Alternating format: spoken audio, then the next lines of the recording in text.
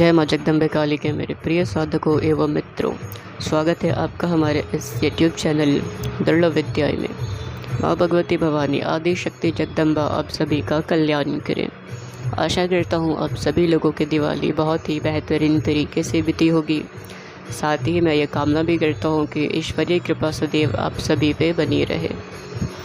मित्रों, आज मैं जिस भी प्रयोग के विषय में बताने वाला हूँ, यह प्रयोग ऐसा है कि इसको करने की सलाह मैं सभी को दूंगा, क्योंकि यह प्रयोग सरलता के साथ साथ इतनी चमत्कारी और प्रभावशाली है कि इसके अनेक लाभ हैं।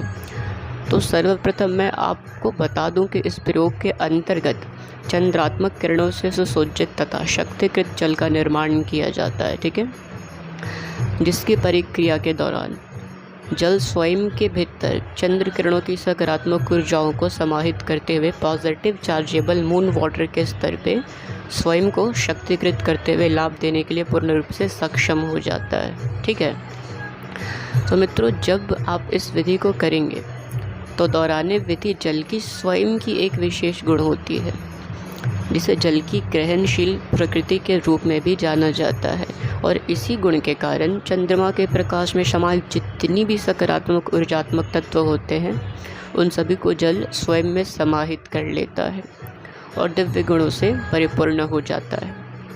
मैं आप सभी को बता दूं कि चांदनी सूर्य का परिवर्तित प्रकाश ही है। ठीक है ना, जो चांदनी होती है, चंद्र का जो प्रकाश होता है, ठीक है, उसको सूर्य का परावर्तित प्रकाश ही बोला जाता है। तथा जो चंद्रमा है, तो चंद्रमा की जो ऊर्जा है, तो उसकी जो ऊर्जा उत्सर्जित करती है ना, वो ऊष्मा और अग्नि से रहित होती है। ठीक है, जिसमें इतनी अपार ऊर्जा है कि यह ऊर्जा आपके मानसिक स्वास्थ्य को अत्यधिक प्रबल करते हुए दृढ़ इच्छा शक्ति तथा साहस को भी प्रबल करने का कार्य करती है। साथ ही इसके प्रकाश से मानव को जो एक नाइट्रिक ऑक्साइड होता है ना, उसकी भी प्राप्ति होती है।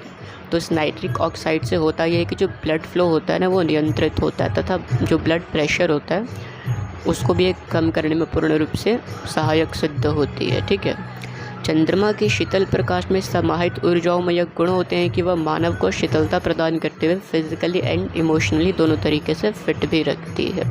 साथ ही व्यर्थ के चिंतनों से भी मुक्त करती है तथा आंतरिक शुद्धि भी प्रदान करती है और एक अहम संतुलन स्थापित करते हुए महत्वपूर्ण भूमिका भी निभाती है।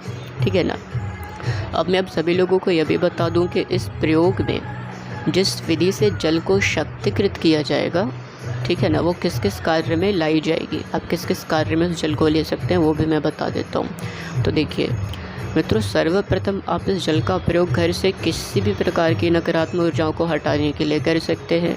साथ ही अगर किसी के घर में किसी भी प्रकार का बंधन लगा हुआ हो या किसी भी प्रकार की कोई क्रिया कर दी गई हो, तो इसको खंडित करने के लिए आप इसका प्रयोग कर सकते हैं।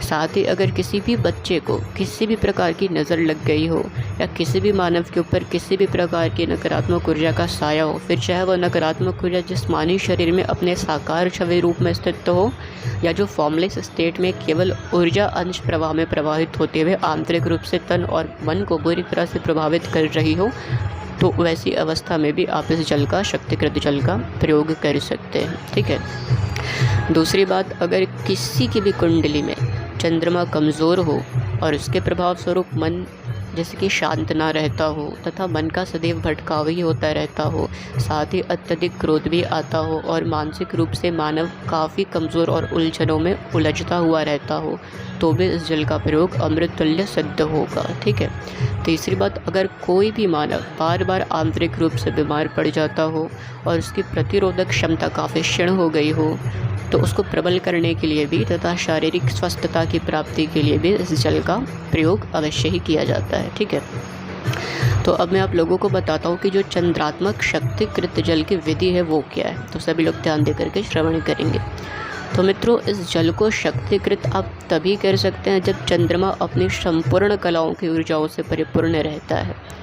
जैसे तो या आप फिर इसको कब कर सकते हैं, शरद पूर्णिमा वाले रात्रि में कर सकते हैं, या फिर समझ के चलिए कि अगर शरद पूर्णिमा वाले रात्रि में नहीं कर सकते तो जब चंद्रमा की ऊर्जा अपने चरम पे रहती है तब आप इसको कर सकते हैं। एक तो संपूर्ण चरम पे इसकी ऊर्जा तब रहती है जब शरद पूर्णिमा आती है, दूसरी बात, आप इसको अन्य किसी भी दिन में करना चाहते हो तो आप इसको किसी भी पूर्णिमा की रात्रि को कर सकते हैं, ठीक है ना।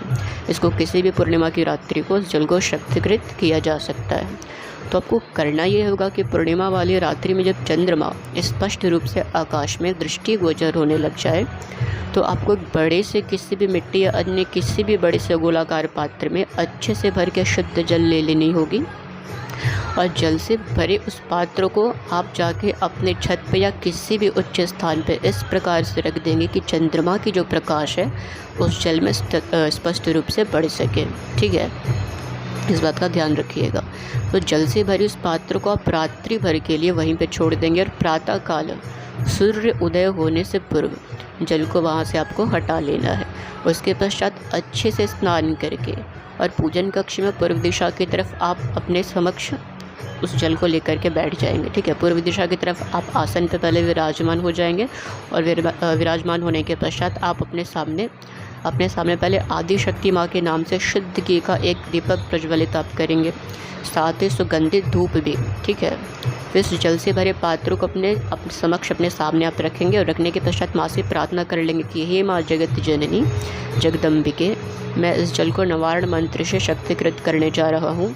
माँ आपकी कृपा से यह जल और प्रभावी हो जाए तथा इस जल से हर प्रकार की बाधाओं और विकारों का शमन हो, ठीक है। ऐसी प्रार्थना करनी है। उसके पश्चात आपको रुद्राक्ष की माला से निवारण मंत्र की 11 माला का जाप करना है, ठीक है। 11 माला जाप करनी होगी, जो मंत्र इस प्रकार से है, ओम ऐं व्रीं क्लीं चमुण्डाय विच्चे, ओम ऐं व्रीं क्लीं चमुण्डाय विच्चे। आप इस प्रकार से इस मंत्र का जप करेंगे और जाप करने के उपरांत जल पे एक हल्की सी फूंक मारनी होगी।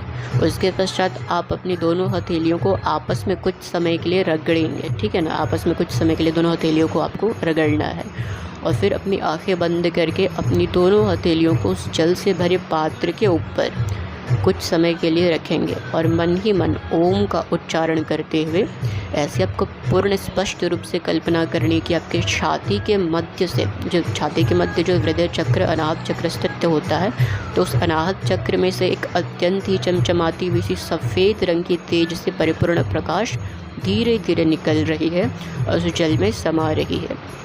और ठीक इसी प्रकार से दोनों हथेलियों के मध्य से भी इसी प्रकार की प्रकाश निकल रही है और उस जल में समा रही है, ठीक है। ऐसा आपको पूर्ण रूप से स्पष्ट कल्पना करना है। ऐसी आप स्पष्ट कल्पना करेंगे 10 मिनट के लिए, ठीक है। तो ध्यान में ऐसी ही कल्पना आपको कम से कम 10 मिनट तक करनी होगी। उसके पश्चात आपको क्या लेना है वो मैं बताता हूँ। आप फिर एक बड़ी सी स्प्रे बॉटल लेंगे, जो स्प्रे बॉटल आती है वो एक स्प्रे बॉटल लेंगे और उसके अंदर आपको क्या डालनी है वो भी आप समझ लीजिए। उसके अंदर आप डालेंगे रोज़मेरी। मैं बता दूं कि रोज़मेरी एक अत्यंत दिव्य गुणों से संपन्न जड़ी बूटी का पौधा होता है, जिसको गुल मेहंदी भी कहते हैं। इसका दूसरा नाम गुल मेहंदी भी है, बहुत से लोग इसको गुल मेहंदी के नाम से भी जानते हैं, ठीक है। और इसका प्रयोग भिन्न भिन्न गुप्त क्रियाओं में भी किया जाता है। साथ ही हर प्रकार की नकारात्मक ऊर्जाओं के नाश के लिए भी यह अत्यंत सिद्धकारी साबित होती है।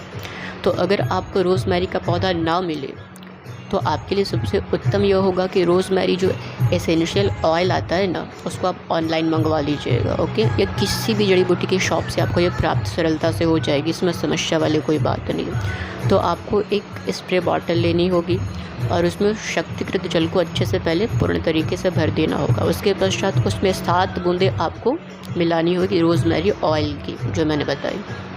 उसके पश्चात 7 चुटकी आपको मिलानी होगी काले नमक की। स्मरण रहे काला नमक होना चाहिए, ब्लैक सॉल्ट ही आप मिलाएंगे काले नमक की, ठीक है ना। 7 चुटकी आप काले नमक मिलाएंगे उसमें। उसके पश्चात क्या करना है कि उस जल को सेफली आप अच्छे से रख लेंगे, ठीक है। अब ये जल पूर्ण रूप से प्रभावशाली हो चुका होगा और आवश्यकता के अनुसार आप इसका प्रयोग कभी भी कर सकेंगे। जैसे घर में अगर किसी भी प्रकार की नकारात्मक ऊर्जा होगी या किसी भी प्रकार का बंधन या क्रिया होगी, तो हर दिन प्रातःकाल के समय में पूजन करने के पश्चात आप घर के प्रत्येक दिशाओं में उस जल का छिड़काव करना, ठीक है।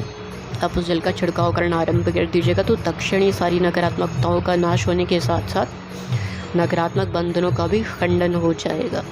अगर किसी भी बच्चे को नज़र लग गई होगी या किसी बच्चों को अगर नज़र लग गई है या किसी के भी शरीर में नकारात्मक ऊर्जा का वास होगा, या क्रिया हो गई होगी तो उस मानव के सर के ऊपर, ठीक है ना, उस जल की 11 बूंदें आपको छिड़काव करनी होगी और 1 चम्मच जल पिला दीजिएगा।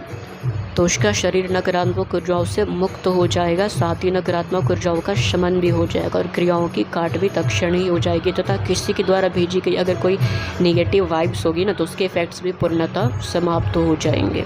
दूसरी बात, अगर कोई शारीरिक विकारों से बहुत ज़्यादा परेशान रहता होगा या मानसिक रूप से अस्वस्थ रहता होगा या कुंडली में चंद्रमा की जो स्थिति है काफ़ी कमज़ोर होने के कारण मानसिक एवं शारीरिक जो दुर्बलता होती है उससे पीड़ित हो गया होगा, तो प्रतिदिन वैसे मानव को स्वयं के ऊपर 11 बूंदे जल का छिड़काव करना चाहिए और स्वयं जो स्नान होता है ना, स्नान का जल जो होता है, तो स्नान के जल में 7 बूंदें इसी जल की मिला करके और उसको प्रतिदिन स्नान करना चाहिए।